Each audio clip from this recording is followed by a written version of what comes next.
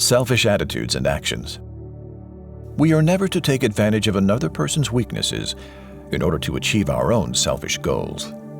Here now is Gene Getz. In Genesis chapter 25, about the middle section of Genesis, beginning in verse 29, we read, "Once when Jacob was cooking a stew, Esau, of course was his brother, came in from the field.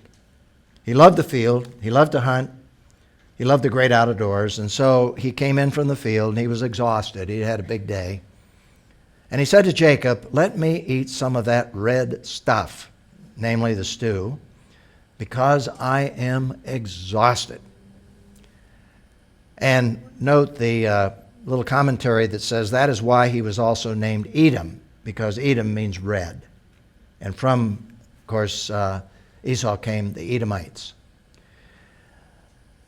Jacob replied, "Well, first sell me your birthright." Now, this just didn't happen. Jacob had planned this. Jacob was well aware of his brother's problems, his challenges, his uncontrolled appetites. He understood his addictive behaviors. And so he's going to take advantage of his brother. It didn't just happen spontaneously. It happened because Jacob himself was a very deceptive individual. The fact that God chose him to unfold the story of redemption, to give birth to the 12 sons of Israel, and ultimately to Jesus Christ through the tribe of Judah, doesn't mean that Jacob was a man that exuded righteousness and holiness. He was a deceptive individual. And so he said to his brother, strategizing for this moment, "First sell me your birthright. Look," said Esau, "I'm about to die." That sounds like an addictive personality, doesn't it? I don't know how long he'd been without food, but all of us can identify a little bit when we say, "I'm famished, I'm starved." No, we're not starved, we're hungry. But the fact of the matter is, this is just a reflection of Esau and his overall mentality, his overall problems. He wasn't indeed an addictive individual. And he said, "I'm about to die. So what good is a birthright to me?" By the way, addictive individuals don't think beyond the moment. They don't think beyond what they're going to give up because of their problem. They just think for the moment, and they act on the moment. And we see this true in Esau's life. So he said, "What good is my birthright?" Well, a lot, particularly in this Old Testament setting. So Jacob said, "Swear to me first." So he swore to Jacob. He sold his birthright to him. And then we read, Jacob gave bread and lentil stew to Esau.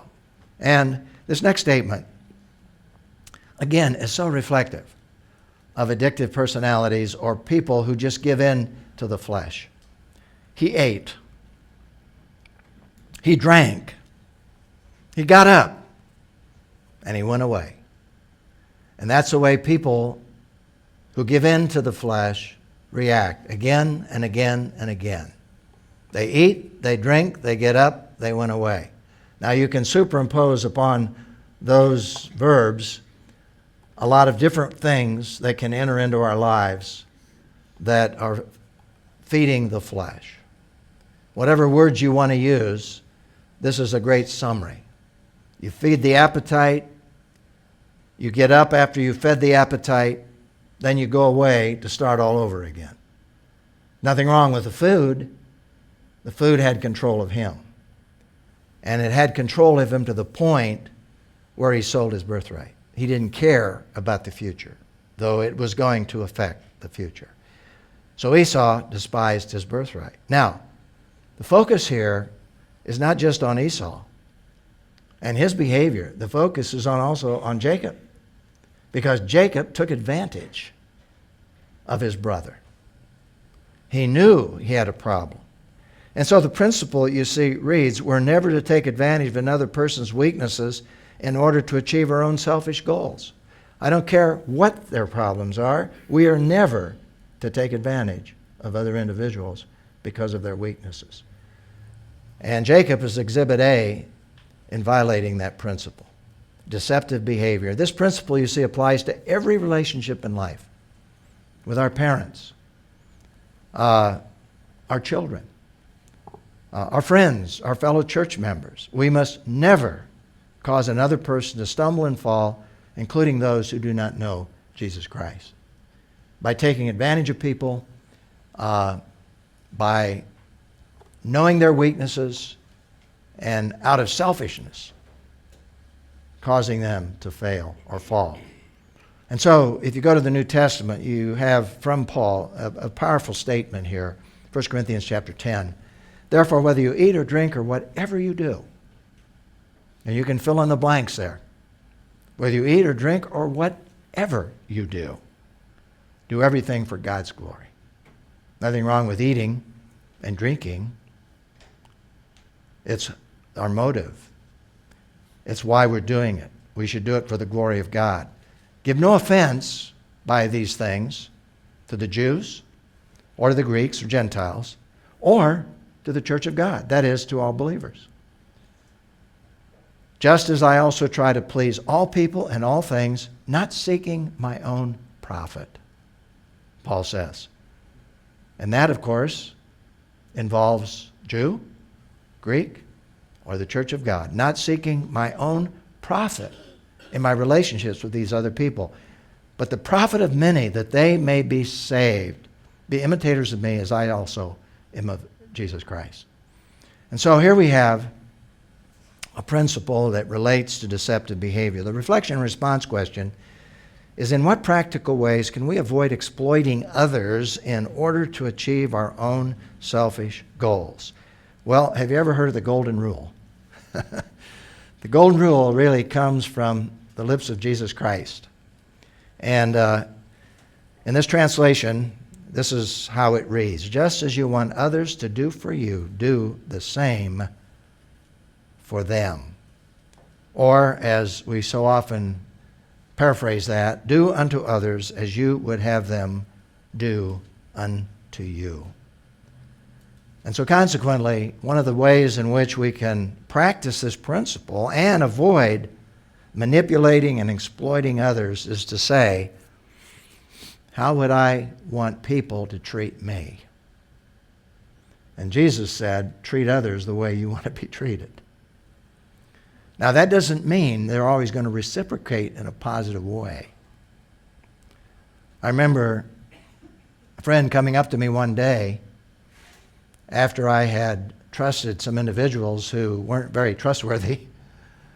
And he said, Gene, one of your problems is you think other people are going to treat you just the way you treat them. That's kind of reversing it, isn't it? Now, frankly, I took that as a compliment, because what he was saying is not everybody's going to treat you the way you treat other people. In that case, he was saying you treated them kindly, but just because you treated them kindly doesn't mean they're going to turn around and treat you kindly. They're going to take advantage of you. Now, that's one of the risks that we take, but it still does not disqualify us or alleviate the fact that we're to practice what Jesus said. Just because people don't treat us the way we treat them, and if we've treated them graciously, is no reason for us not to do unto others as we would have them do unto us. What it does mean is that we need to realize and accept reality that not everybody's going to respond positively. It means we got to be discretionate. As I shared with you last week, I believe it was, that another person came to me one time and said, Gene, your greatest strength is to trust people. Your greatest weakness is to trust people you shouldn't trust. Well, we do have to be discretionate, but we still have this rule, this golden rule as we call it, in relationship to how we relate to others. And that can certainly guide us in our decisions not to manipulate people for our own ends. No matter who we are, where we are, what we're doing. And in this world in which we live, with competition, sometimes that's a little hard to practice, isn't it? And consequently, we need wisdom and guidance. And beyond everything, to see God's glory in what we do. and what we do for other people as being for their benefit. So we have a powerful principle here that grows out in a negative way from the life of Jacob, who was indeed a deceptive personality. And we're going to see that unfold in his life as we go along.